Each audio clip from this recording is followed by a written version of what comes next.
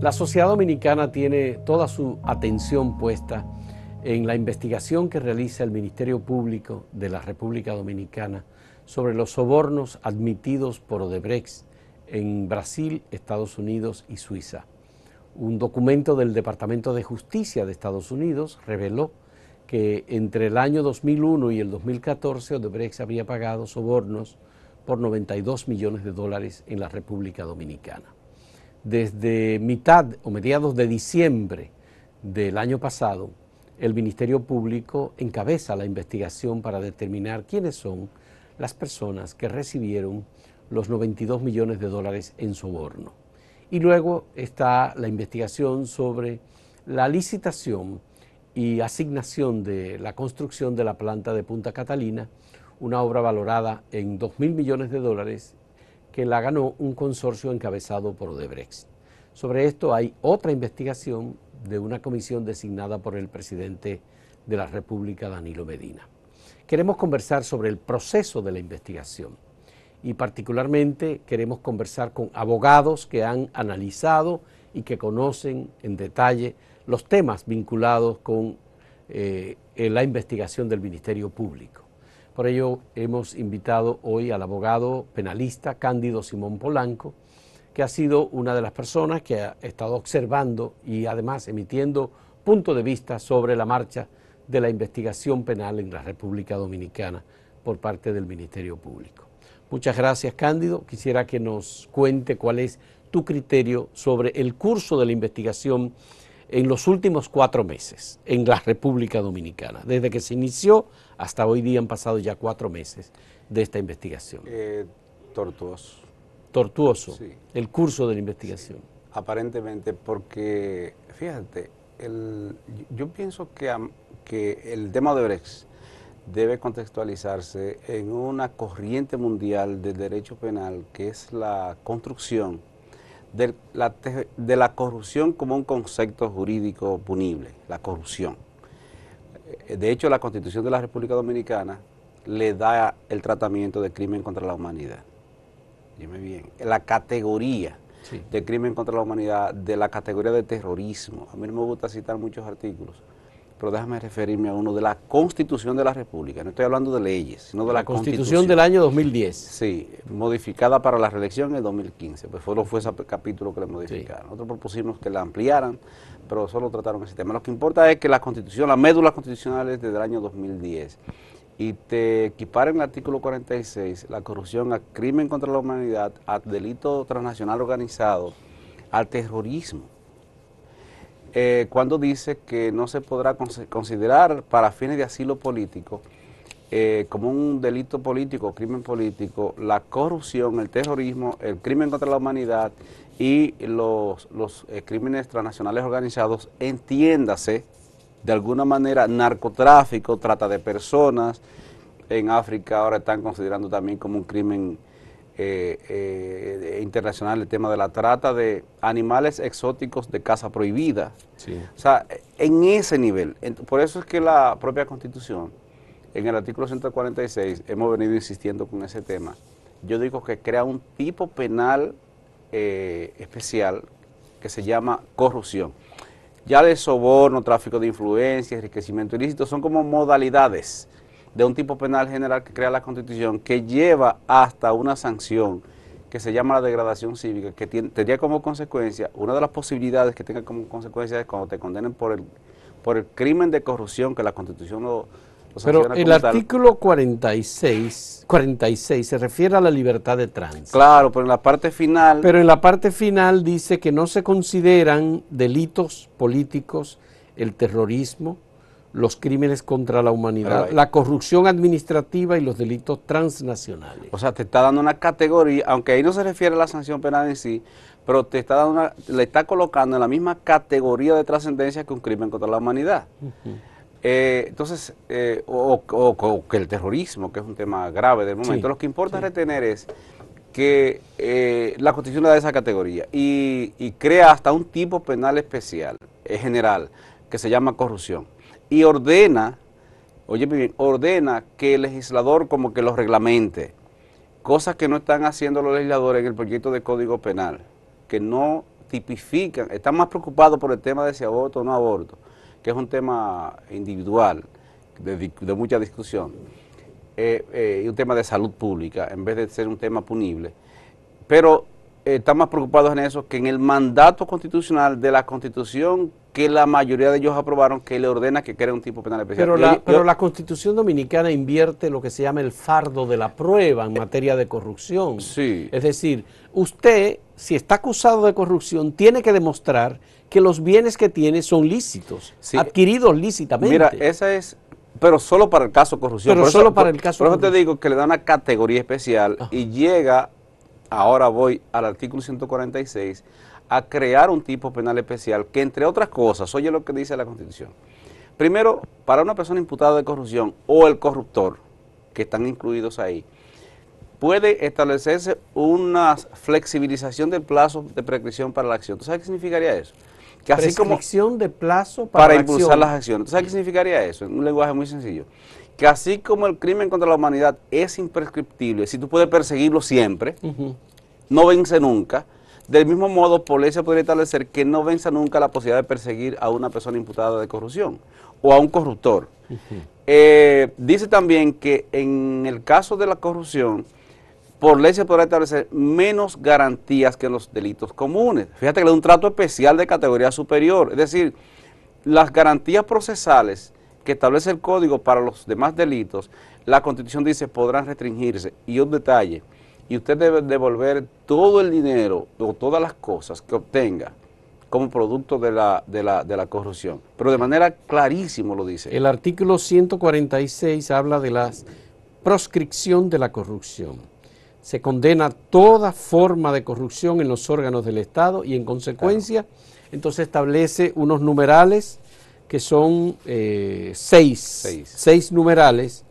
Dice, será sancionada con las penas que la ley determine toda persona que sustraiga fondos públicos o que prevaliéndose de sus posiciones dentro de los órganos del Estado, sus dependencias o instituciones, obtenga para sí o para terceros provecho económico. Incluso, ¿tú sabes qué significa? Ahí se incluye al funcionario en ejercicio de la función o en ocasión del ejercicio de la función, que significaría también los exfuncionarios. Entonces dice, es obligatoria, de acuerdo con lo dispuesto por la ley, la declaración jurada de bienes de las y los funcionarios públicos a quienes corresponde siempre probar el origen de sus bienes. Le está diciendo, usted se le considera sospechoso de corrupción hasta que usted demuestre lo contrario. Es una inversión del fardo de la prueba que rompe con la presunción de inocencia que le establece la misma Constitución. Esto es bueno acentuarlo, Fausto. Oye, porque a ver si lo digo de la manera más sencilla que posible, porque es un tema técnico, pero no hay que ser tan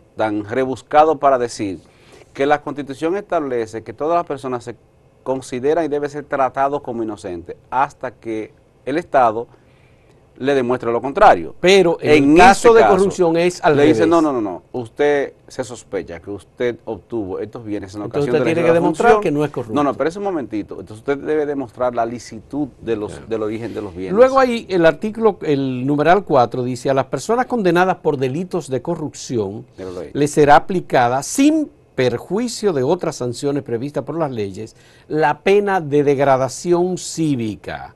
Y se le exigirá la restitución de la apropiación, de lo apropiado de manera ilícita. ¿Tú sabes qué significa la degradación cívica?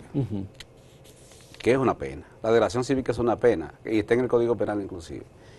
Que había personas que sostenían que eso era, hay una corriente de opinión que sostenía que eso era inconstitucional, pero ahora la Constitución lo incorpora, ya no lo es. Eso significaría, Fausto, que tú no podrías volver a desempeñar funciones públicas. O si no has desempeñado función pública, no podrías, por ejemplo, contratar con el Estado. Si tú involucraste dinero de los que obtuviste para la negociación con el Estado, los involucraste en actos de corrupción de funcionarios o servidores públicos. Porque la degradación cívica incluso tiene una característica que es una de las penas que se puede establecer que sea irrehabilitable. Es decir, tú podrías por ley ya establecer que una persona que se impute de corrupción y la sancionen y la condenen por corrupción no podría desempeñar jamás una función pública. Por ahora hay unas normas que le establecen a ciertos términos, 5 años, 10 años. Pero en el caso de corrupción, el numeral 5 del 146 de la Constitución dice que se tiene que establecer plazos mayores en la parte de prescripción, si se trata de casos de corrupción. Que se podrían establecer plazos mayores de prescripción. Entonces, si es mayor, si la Constitución abre. Un delito prescribe a los 10 años, en el caso de la corrupción hay que establecer un plazo mayor. Para que tengas una idea, por eso fui al punto inicial, de que lo equipara a los crímenes contra la humanidad. Los crímenes contra la humanidad no prescriben nunca. Tú no puedes perseguir a los 100 años. Así es. Y está diciendo que en la Constitución está diciendo, por ley se podrá establecer un plazo mayor, lo que significaría que por ley se podría establecer que al tener esa categoría no prescriba nunca la posibilidad de Todavía perseguir. están persiguiendo a responsables de crímenes nazis y acaban de agarrar uno con 98 años en Estados Unidos recientemente. Hacemos una pausa en este diálogo con Cándido Simón Polanco. Volvemos.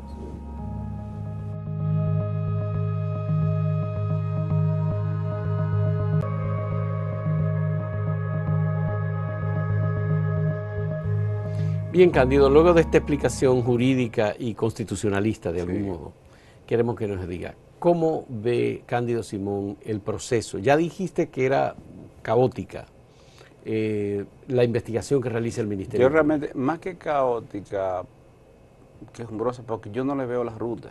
Tú no le ves la ruta, tú no ves una estrategia. No le veo un plan. No quiero hacerle críticas a Jean Alain, sino a sus asesores. Porque en él es comprensible que recién llegado, obviamente, si a mí me ponen a dirigir este periódico, este medio hoy, yo no sé cómo se dirige este medio, yo nunca he dirigido un medio. Entonces es natural que ya no tenga la preparación para una función de esa naturaleza como la Procuraduría General de la República, que es el catalizador nacional de todos los conflictos punibles del país. Entonces, pero él tiene unos asesores, o debe tenerlo. Hay unos fiscales con experiencia ahí. Y hasta donde va el tema Odebrecht, óyeme, que el tema Odebrecht, por el toque que le da a Punta Catalina, que desde mi punto de vista es el proyecto insignia del presidente de la República, que va a resolver, según la promesa, el problema eléctrico de este país, o por lo menos a paliarlo significativamente. Primero, es importante para el país, y segundo, es importantísimo para el presidente, porque me parece que sería tal vez el proyecto insignia. Ese y el tema de educación, que él hizo compromiso de aportar el 4% del presupuesto, ha demostrado que se puede. Ahora ya tendrían que hacer algunos acotejos, pero me parece que es uno de los proyectos sociales importantes y este es uno de los proyectos materiales para el desarrollo del país, que es el tema eléctrico. ¿Por qué tú no le ves objetivo o claridad a la investigación? Porque, te lo voy a decir, ¿para qué estos interrogatorios? Si usted como sospechoso puede negarse a declarar. Yo lo he calificado como una rueda de prensa a los invitados a la Procuraduría, una convocatoria. Pero no son interrogatorios. No, son invitados. Una convocatoria para que estos digan en las escalinatas de la Procuraduría General de la República a todos los medios que le presentan allí en rueda de prensa, previo anuncio de que viene mañana, para que la prensa se entere, le digan al país que ellos no saben de eso. O sea, en resumen, la gente sabe lo que el invitado a la Procuraduría le dice en las escalinatas a los periodistas. Yo realmente no sé hacia dónde va la investigación. Oye, ¿por qué? Por ejemplo, para mencionar un caso de alguien que está individualizado. El representante de Odebrecht dijo, y fue a la Procuraduría, y se lo dijo a los periodistas en las escalinatas, en las ruedas de prensa que lo invitaron. ¿Te refieres a Marcelo Hofke? Sí, le dijo, óigame, es que nosotros efectivamente le entregamos ese dinero, 92 millones de dólares, a Ángel Rondón para que corrompa funcionarios. Y nosotros ganamos el concurso como consecuencia de eso. O sea, en resumen, y entonces resulta que, hasta donde yo sé, entonces invitan a Ángel Rondón para que Ángel Rondón diga en las ruedas de prensa, en las escalinatas de la Procuraduría, no, ese dinero fue ¿cómo se llama? Por comisión, con mi condición de lobbyista, yo me cogí ese dinero, era para mí. Si ellos dijeron eso, entonces yo dije que hay una contradicción.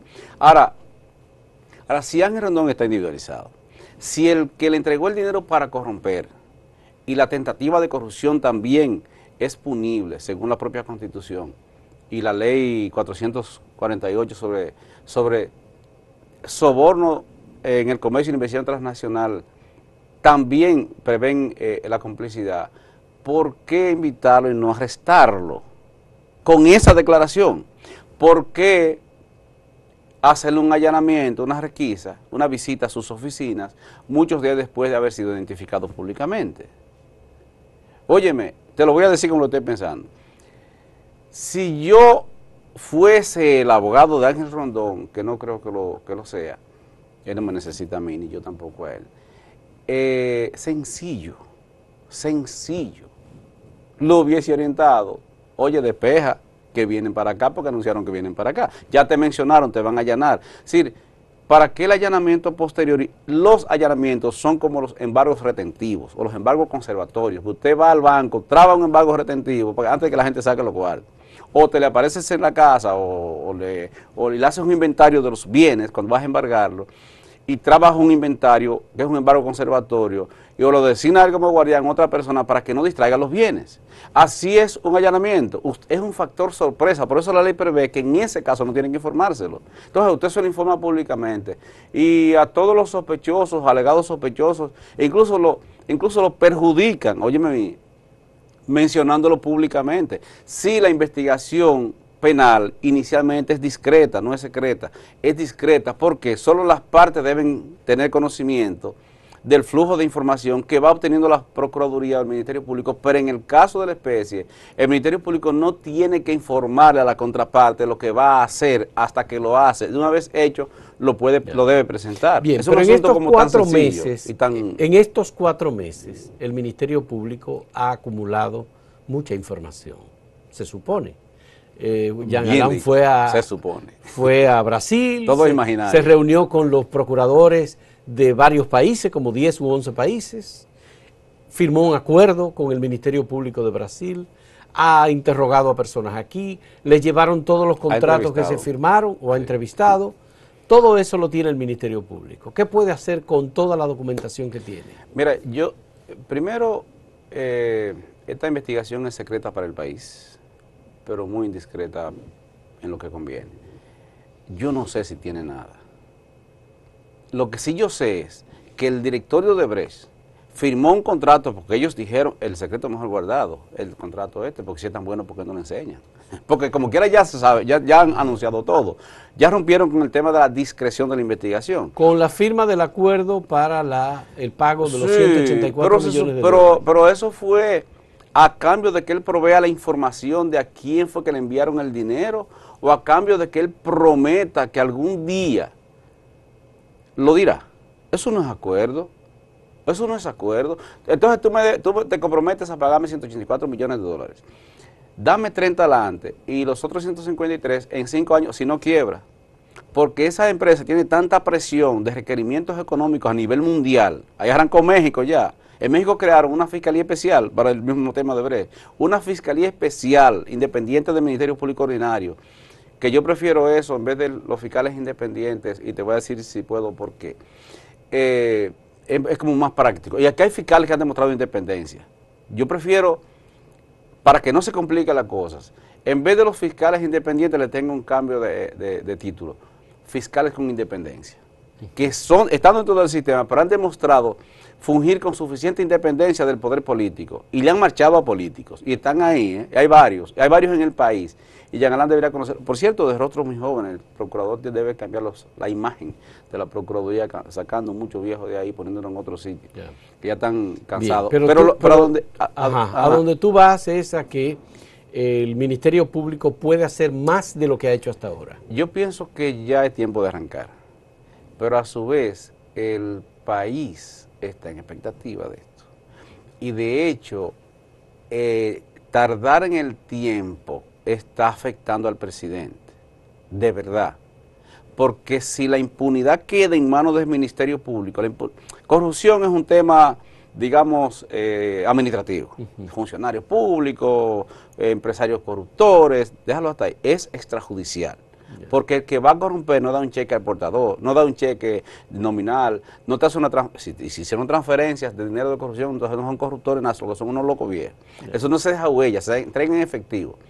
Ahora bien, impunidad ¿Qué es lo otro que la gente está reprochando? Es judicial, es del sector justicia, y la Procuraduría, el Ministerio Público está dentro de la justicia como sector. Como sector, Si la impunidad queda en manos del Procurador General de la República, que lo nombró el presidente, entonces el debol le va a tocar en la cancha del presidente. Ahora, si él pasa la pelota bien estructurada, no es apresurada, la justicia no es un concurso de simpatías, ni puede actuar al ritmo de los requerimientos de los medios de comunicación, porque ustedes se manejan a otro ritmo. El inmediatismo de los medios de comunicación no puede ser el mismo del Ministerio Público ni de la justicia. Pero si él pasa la pelota bien sustentada a la cancha de los jueces, y los jueces son los que no establecen sanciones adecuadas, entonces la pelota le va a caer en la cancha a la competencia interna del presidente. Vamos a hablar... Es un tema que tiene trascendencia incluso interna para el propio presidente, y la Procuraduría no debiera darse más tiempo. Bueno, vamos a hacer una última pausa en este diálogo con Cándido Simón Polanco.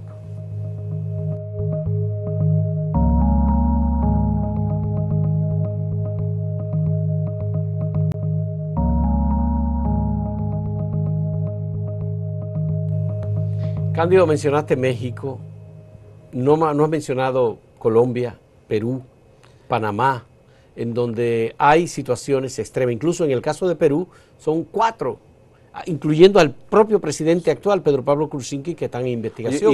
Hay uno que anda prófugo. Y en Colombia el presidente dijo, mire señores, yo me disculpo con el país.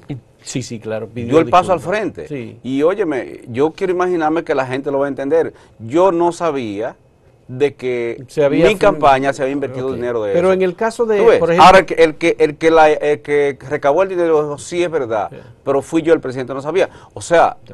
Y en el caso de Panamá parecido también. Pero aquí el Ministerio Público no ha interrogado al presidente, ni al expresidente Leonel Fernández, ni al expresidente Hipólito Mejía. Hipólito Mejía habló sobre el tema, Danilo habló, pero Leonel no ha dicho nada. Sí. ¿Cómo? El presidente del doctor Leonel Fernández anda ayudando a arreglar el mundo, el continente. Sí, sí, pero aquí hay que dar explicaciones. Creo que el 50% de los contratos lo firmó en el gobierno de Leonel Fernández. Sí, una cantidad importante. Yo pienso, en comparación con los otros países, la investigación dominicana, ¿cómo tú la ves? Va bastante despacio. Y fíjate que yo hablé del concepto corrupción, Pero señores, en España hasta recientemente estuvieron sentadas en una mesita de acusados, de sospechosos, una mesita pequeña, a la hermana del rey. Óyeme, por corrupción. Sí. La condenaron civilmente. Bueno, pero hay una sanción. Y a su marido lo condenaron. Sí, el marido está condenado. Sí. Pero en Guatemala, por el tema corrupción, no me menciones solo de Brecht, el concepto de corrupción, el presidente de Guatemala está preso y vicepresidente. ¿A dónde es que voy? Mire, esto no puede quedarse destituyeron así. A un presidente y a una vicepresidenta en Guatemala. Y el hijo y el hermano del presidente ahora están presos. Y un ministro. Pero, sí. Pero el expresidente y la expresidenta fueron destituidos porque fueron arrestados, procesados, por corrupción. O sea, el concepto es importante y es trascendente, porque además hay presión internacional para eso, pero a su vez en el país hay un empoderamiento, Fausto.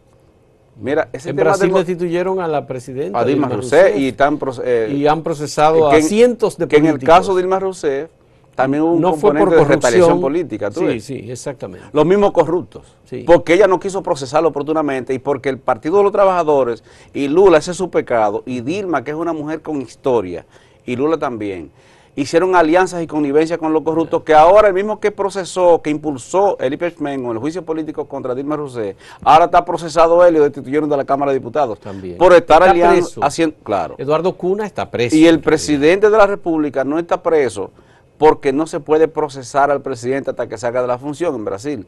O sea, te estoy diciendo que este tema es serio.